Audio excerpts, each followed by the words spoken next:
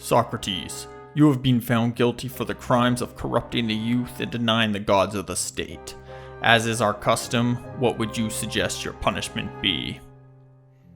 Free meals for life? That's it. Get the hemlock.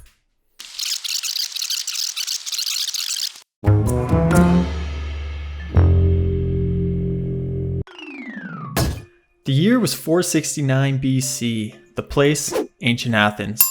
A boy was born who would grow up to be one of the founding figures of Western philosophy. That boy was Socrates.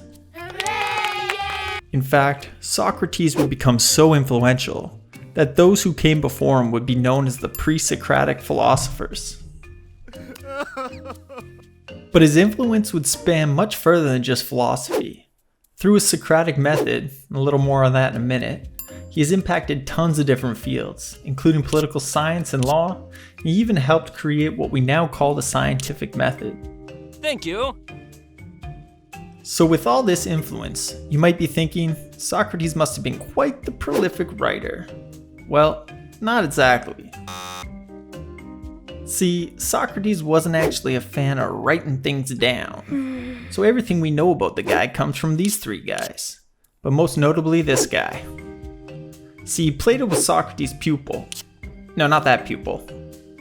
Plato was Socrates' student, and most of what we know comes from him. Socrates was the dominant figure in most of Plato's dialogues, which can make it a bit hard to tell which ideas were truly from Socrates and which ones were just Plato's, using Socrates to portray his own ideas.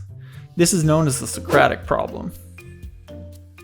So what do we think we know about the guy? Well, we think his father's name was Sophroniskis, and he was a stonemason. And his mother was a midwife named Phenerete. And no, I probably didn't pronounce those right, but stop being such a narc. We also know he didn't start philosophizing until later in life. Before that, he served in the army as an Athenian hoplite. Yeah, they were these citizen soldiers who generally carried a spear and shield. Pretty badass. He served during the Peloponnesian War, in which Athens and its allies fought the Peloponnesian League led by Sparta. Yeah, you remember those guys. Besides being a soldier, Socrates worked as a stonemason, taking up his old man's trade. According to Plato, Socrates was short, fat, and ugly. He never bathed, cut his hair, or shaved. He refused to wear shoes and couldn't hold down a job. He also wasn't winning any Father of the Year awards. Damn, Plato, take it easy on the guy. But hold on, it wasn't all bad. Plato also describes his teacher as being able to stay up all night and drink any man under the table. He was said to be beyond a mere mortal with none of the vanity and self-consciousness of a regular man. Instead, he was only interested in asking questions of human knowledge. Alright, that's a bit better. So right about now, you might be asking yourself how this smelly degenerate got so famous. Well, Socrates really started to blow up when one of his followers, Chaerephon, made a pilgrimage to the oracle at Delphi. She was basically this crazy old cat lady who said the god Apollo spoke through her. When the follower asked the oracle if Socrates was the wisest man in all of Greece, the oracle proclaimed that no one was wiser than Socrates. Upon hearing this news, Socrates was thrilled and decided to use his newfound fame to pull smoking hot babes and drive fancy cars. Just kidding. When hearing the news, Socrates decided to go on a mission to find out who truly was the wisest man around. See, Socrates viewed the oracle's proclamation as a riddle of sorts. Whatever does the god mean? What is his riddle? I am very conscious that I am not wise at all. What then does he mean when saying I am the wisest? For surely he does not lie. It is not legitimate for him to do so. He began walking the streets of Athens, questioning all who would have him, and many that wouldn't. Leave me alone! This questioning would form the basis of much of what Socrates is best remembered for to this day. His method of elenchus, or more commonly referred to as the Socratic method. This was a line of questioning designed to expose contradictions in his interlocutor's arguments. It generally went something like this. Hey Erasmus, what do you think love is? I'm just here to sell some grapes, man. Yeah, but what do you think love is? Well, it's the way I feel towards my wife. Ah, so it's a feeling, an emotion. Yeah, sort of, I guess. But do you not have emotions towards others? Well, of course I have emotions towards others. If you see a beautiful woman, do you not feel lust towards her? Well, I guess, but it's not the same. Ah, so you do not lust for your wife. Hey man, that's my wife you're talking about. No, I'm just saying. This guy's the worst.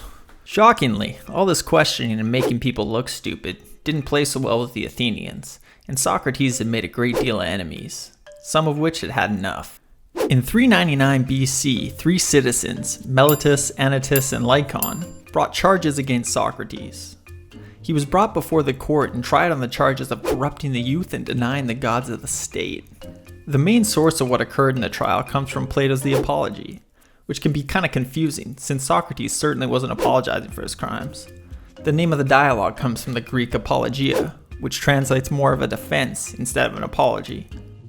During the trial, Socrates puts forth some strange arguments. Honestly, not some of his best work. Much of his defense is dedicated, not to proving his innocence, but rather to making that jerk Meletus look bad. During a line of questioning, Meletus claims that Socrates intentionally does harm to those he interacts with, and in turn has a negative effect on all of society. Socrates replies that in doing harm to others and hurting all of society, Socrates would thus also be hurting himself as a member of society, and he couldn't be so foolish to want to hurt himself.